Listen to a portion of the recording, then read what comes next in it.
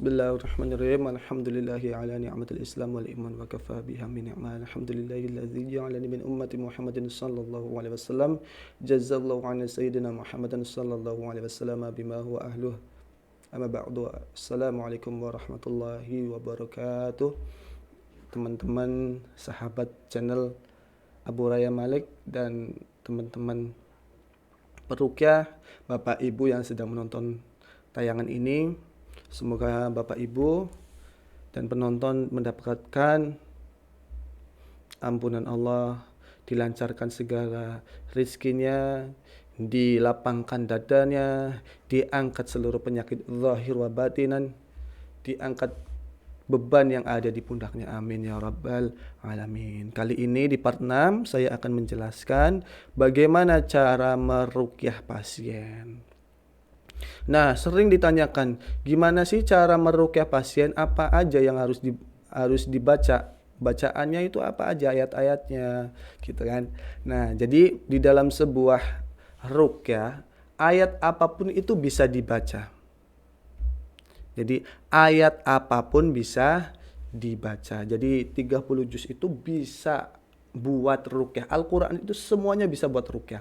Tapi ayat-ayat yang berhubungan dengan suatu kasus, maka jika dibacakan kepada orang yang terkena sihir atau orang yang terkena gangguan, powernya bertambah berkali-kali lipat. Contoh, ayat Al-Baqarah 102 berkaitan atau bercerita atau menjelaskan tentang sihir tafrik, sihir pemisah suami istri. Maka jika suami istri ada pasien atau suami istri yang terindikasi gangguan atau sihir tafrik ini, jika dibacakan maka si sihir ini atau jin yang dikirim ini maka akan bereaksinya lebih.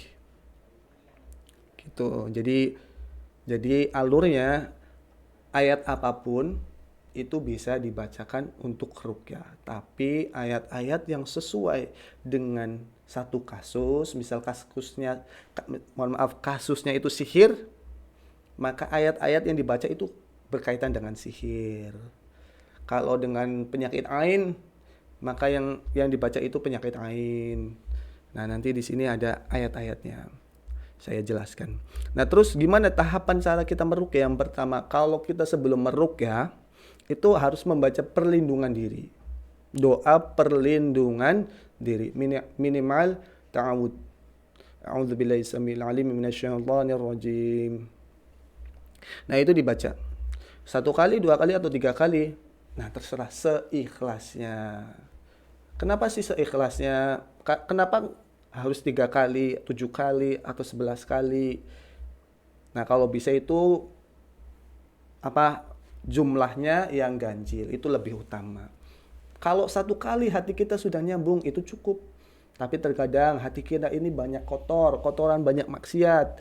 Terkadang menyebut nama Allah ini belum nyambung karena banyaknya dosa yang terhalang, sehingga hati kita susah koneksinya sama Allah. Makanya jika dibaca 1 kali belum nyambung, rasanya belum connect sama Allah, baca 2 kali. Jika baca 2 kali belum nyambung, baca 3 kali. Insya Allah niatkan benar-benar nanti nyambung. Kalau udah nyambung, udah kayak rasanya udah nyambung, ya udah tinggal nanti baca tahapan yang lain.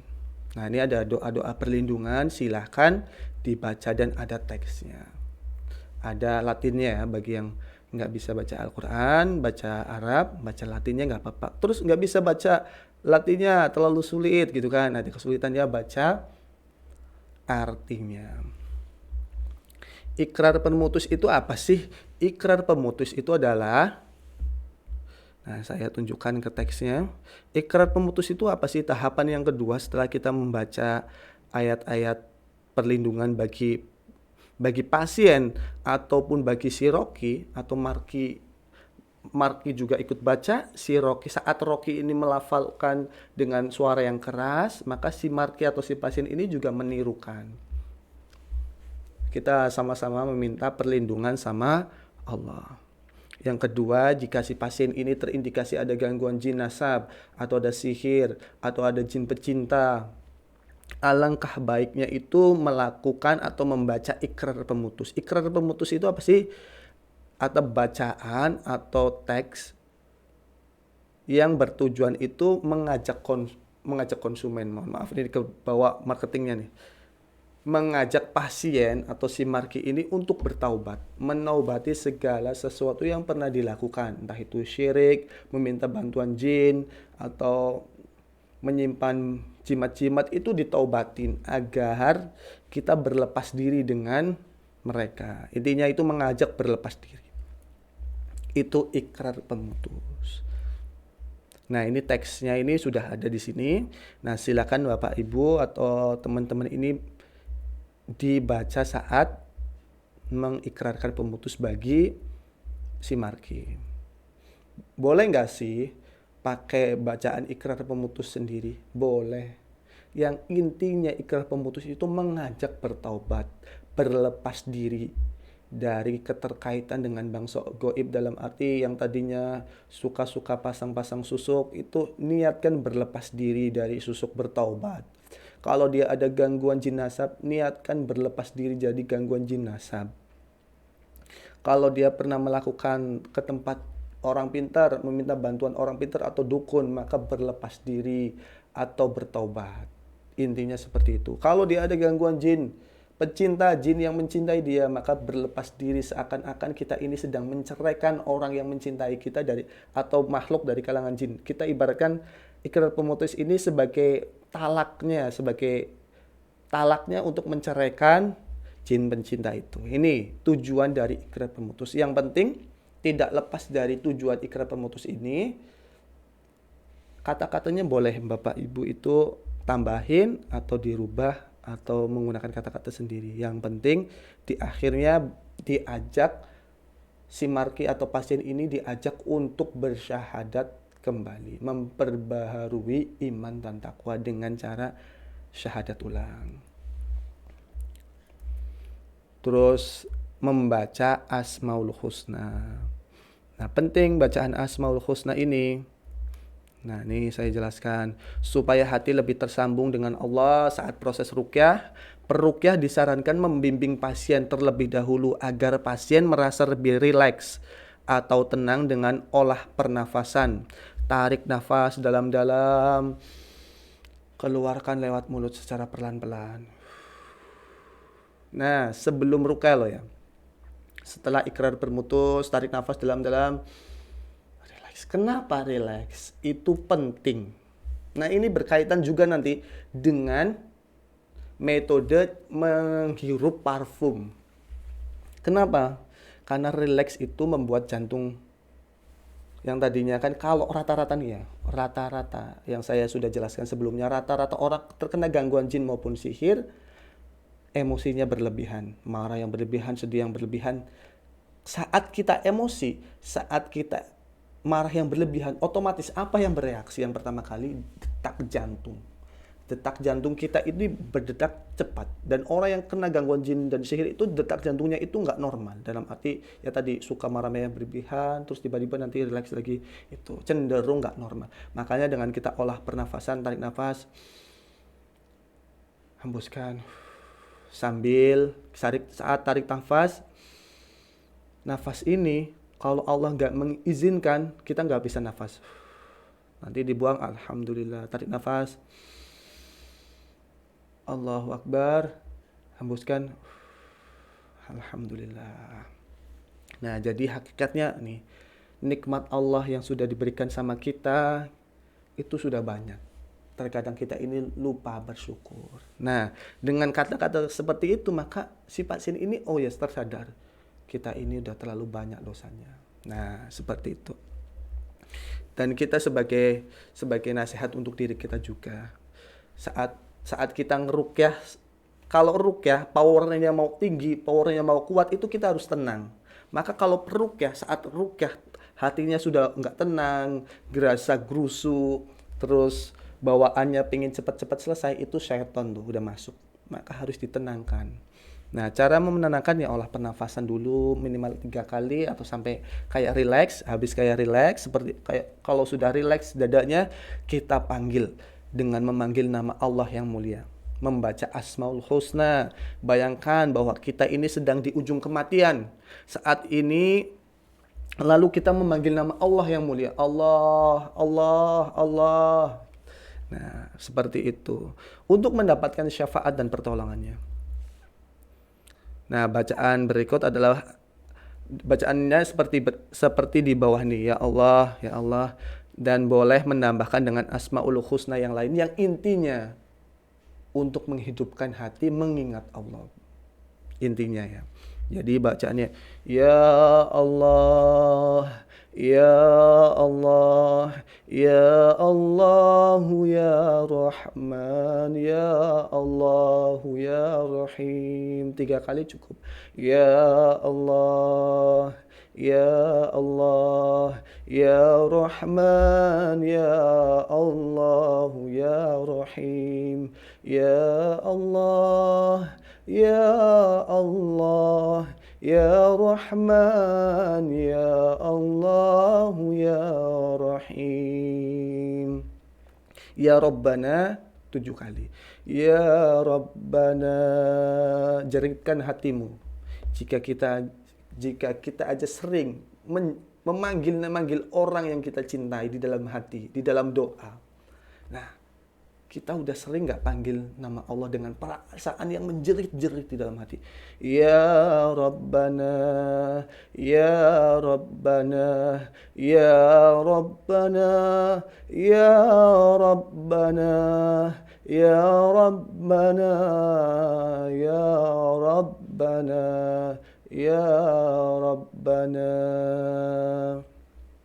Dengan perasaan yang sedih seakan-akan kita rindu dengan Allah.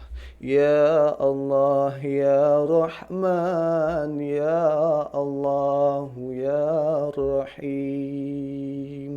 Boleh lakukan berulang-ulang sampai hatinya tentram, sampai hatinya rileks, nyambung sama Allah. Inti ruqyah adalah sambungkan diri Anda, hati Anda dengan Allah Subhanahu wa taala, dan sambungkan si pasien juga dengan Allah. Jadi Anda nyambung ke Allah dan hati Anda ada niatan untuk membantu saudara, disambungkan hatinya antara si peruqyah dan yang diruqyah. Hatinya terkonek, sambung. Maka insya Allah reaksi harus saling menyambungkan. Jadi yang 4 itu ya, kalau ruqyah mau ngefek, yang pertama jangan bergantung sama diri sendiri, kekuatan kita nggak punya kekuatan, jadi Allah yang menyembuhkan. Yang kedua, jangan bergantung sama bacaan, sefasih apapun, sebagus apapun bacaan kita, Allah yang menyembuhkan. Yang ketiga, paham tentang ihwal jin, seluk beluk bercokol di dalam tubuh, cara mereka masuk, pintu masuknya seperti apa, itu udah paham. Tipikal sihirnya udah paham. Terus yang keempat itu adalah sambungkan hatinya dengan Allah, dengan sir marki. Kenapa sih kita harus meruqyah saudara kita? Ikatan darah nggak ada, ikatan saudara nggak ada. Terkadang kita malah nggak kenal sama sekali. Tapi kenapa kita harus meruqyah? Apakah kita cuma nyari bisaroh, nyari amplopnya? Enggak. Ikhlas hati. Kalau udah ikhlas hati, semata-mata, ya Allah, kalau dia sakit maka saya ini juga sakit, saya ini saudara seimannya. Tolong, seakan-akan dia itu saudara kandung, saudara yang dekat dengan kita. Maka ada perasaan chemistry nanti insya Allah. Nah, ngefek. Insya Allah. Jadi harus disambungkan hatinya antara peruqyah dengan si markinya. Nah, sekali lagi saya tekankan, membaca Asmaul Husna ini membacanya benar-benar untuk menghadirkan Allah di dalam hati. Dan jika ada jin dan sihir di tubuh, maka biasanya langsung bereaksi. Kenapa? Kuncinya itu, kalau Allah sudah ada di hati kita, siapa yang mampu menahannya? Gitu. Kadang ini jin ini masuk ke dalam tubuh kita, sihir ini masuk ke dalam tubuh kita, penyakit hati itu masuk ke dalam tubuh kita. Ini karena kita ini lalai mengingat Allah. Nah, saya ngomong seperti ini sebenarnya sebagai nasihat diri saya pribadi agar lebih mawas diri, sebagai bekal untuk bertindak. Saat saya melakukan kesalahan, saya pernah ngomong sama teman-teman atau bapak ibu yang ada di video ini sebagai nasihat untuk diri sendiri. Makanya yang paling utama adalah menghidupkan Hati itu dengan cahayanya Allah. Nama Allah itu ada di sini. Kalau Al-Quran, makanya rumus pertama kalau ruqyah, kalau mau meruqyah orang, kalau mau ngefek, kan rumusnya cuma satu yang saya udah bahas di awal. Kalau Al-Quran sudah ditempatkan di hati, ingat, kalau Al-Quran sudah ditempatkan di hati, maka kita akan kenal Allah dan kenal Rasul. Jatuh cinta dengan Allah dan jatuh cinta dengan Nabi Muhammad SAW. Maka siapa yang akan masuk ke tubuh ini, sedangkan tubuh ini sudah gak ada ruang, yang ada hanya Allah dan Rasulnya. Seperti itu. Itu yang harus kita bimbing. Membimbing pasien dan membimbing diri kita. Makanya menjadi seorang peruqyah itu mulia. Makomnya akan naik. Imannya makin naik. Insya Allah. Saya beritahu ke teman-teman bahwa kalau kita belajar ruqyah, insya Allah makom iman kita itu makin naik. Karena apa? Setiap kali kita meruqyah, maka kita akan belajar menempatkan Allah di hati, menempatkan Al-Quran di hati. Nah, hati ini otomatis kalau kita banyak meruqyah, kita banyak terlatih hati ini, maka makin dekat sama Allah. Seandainya kita ada penyakit hati, nah kita udah tahu, paham. Nah, terus yang kelima, membaca sholawat Ibrahim Miyah. Silakan dibaca nanti ya. Terus membaca doa-doa kesembuhan.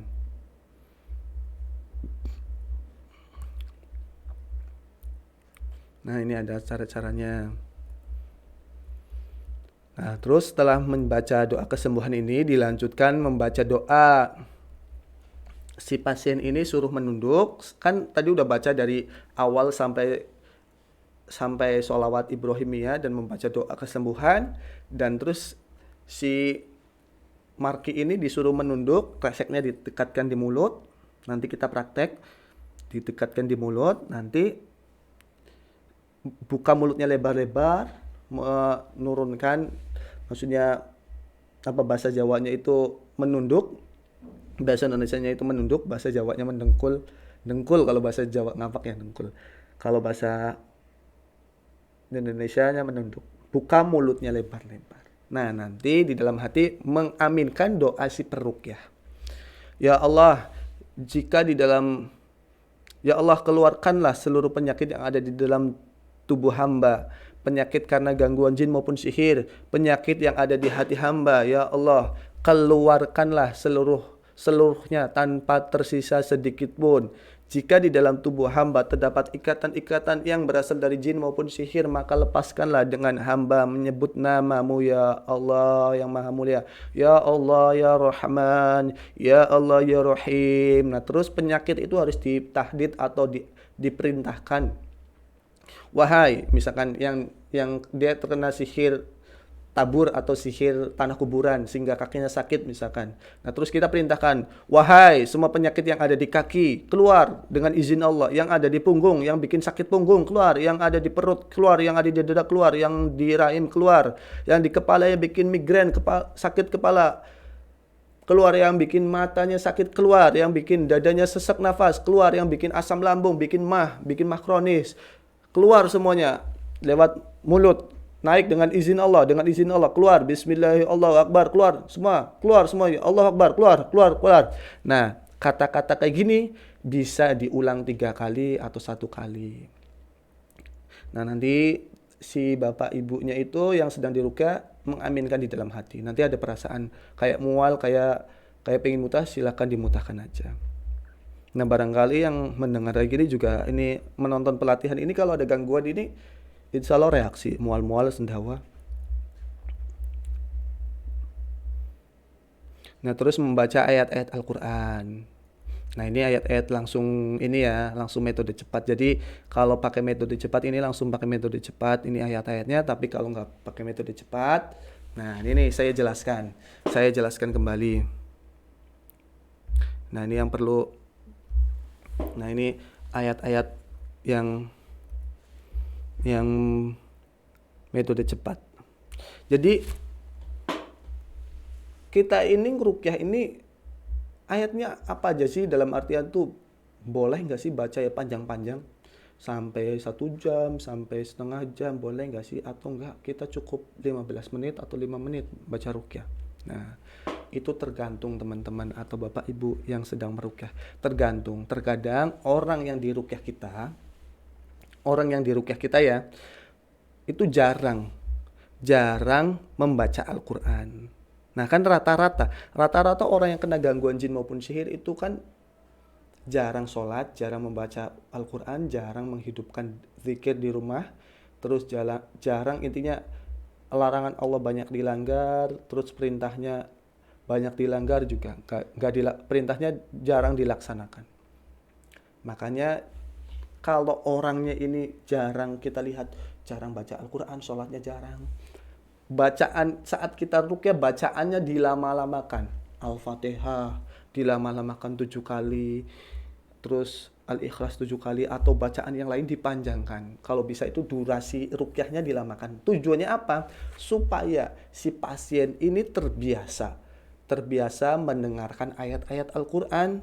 Nah mudah-mudahan setelah kita baca ayat Al-Quran ini panjang dengan suara yang merdu kalau bisa, terus si pasien ini terasa adem, rileks, terus dia rindu. Nah setelah kita rukyah ternyata dia ada perasaan rindu untuk belajar Al-Quran. Nah itu harapan kami, harapan kita sebagai perukyah itu. Nah makanya yang paling utama itu bukan kesembuhan, nilai dakwahnya. Nah tapi kalau orang ini sudah terbiasa dengan bacaan Al-Quran, di rumahnya juga sudah rajin tadarus bareng keluarganya, tapi karena masih Allah izinkan masih kena gangguan, kalau waktu kita nggak banyak untuk membaca Al-Quran, merukyahnya nggak, karena mungkin kan keterbatasan waktu, mungkin kita juga ada pekerjaan lain sehingga kita nggak bisa baca lama-lama, jadi boleh pakai bacaan yang singkat. Bacaan yang singkat seperti apa? Nah bacaan yang singkat, nah kita langsung nih, Bismillahirrahmanirrahim, bacanya Yasin, 2 Yasin ayat terakhir. Innama amruhu idza arada syai'an ay yaqula lahu kun fayakun. Fasubhanalladzi biyadihi malakutu kulli syai'in wa ilaihi turja'un. Nah, itu bisa dibaca nanti. Buka mulutnya, Bu. Buka mulutnya. Nanti kita praktekkan ya. Qala fakhruj minha fa innaka rajim wa inna 'alaika la'nata ila yaumiddin. Nah, qala fakhruj minha fa innaka rajim wa inna 'alaika la'nata ila yaumiddin. Nah, kita kalau lihat artinya, dia Allah berfirman, keluarlah dari surga karena sesungguhnya kamu terkutuk, sesungguhnya kutukan itu tetap menimpamu sampai hari kiamat. Nah, ini ayat-ayat yang cepat untuk mengeluarkan gangguan jin maupun sihir. Karena tadi rumusnya adalah ayat yang berhubungan dengan suatu kasus, maka powernya lebih tinggi.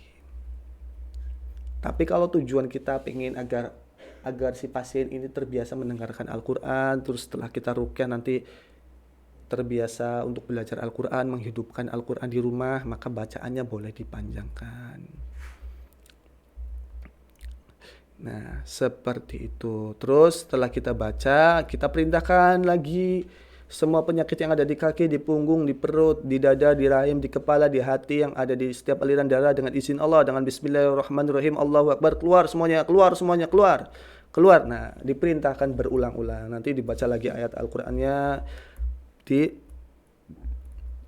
ditahdid lagi gitu. Sampai si pasien ini merasa enakan. Seperti itu.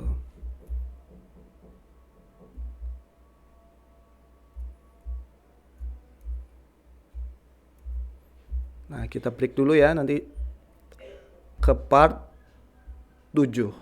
Ini sudah 24 menit, jadi nanti ke part 7 kita lanjut bagaimana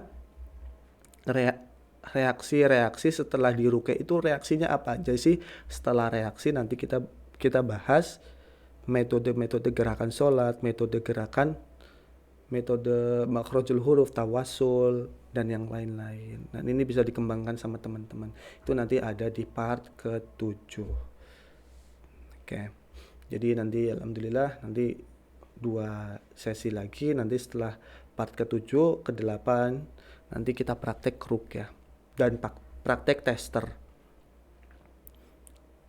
Jangan lupa subscribe, like, comment, and share. Jangan lupa tinggalkan komentarnya supaya saya paham Bapak Ibu ini penjelasannya kurang, saya ini jelaskan ke Bapak Ibu atau teman-teman sekalian ini kurang jelas atau terlalu cepat atau terlalu ribet menjelaskannya sehingga nggak mudeng gitu kan. Bisa nanti saya perjelas lagi atau sederhanakan dalam menjelaskannya. Kita ketemu lagi di part ke-7 ya Bapak Ibu.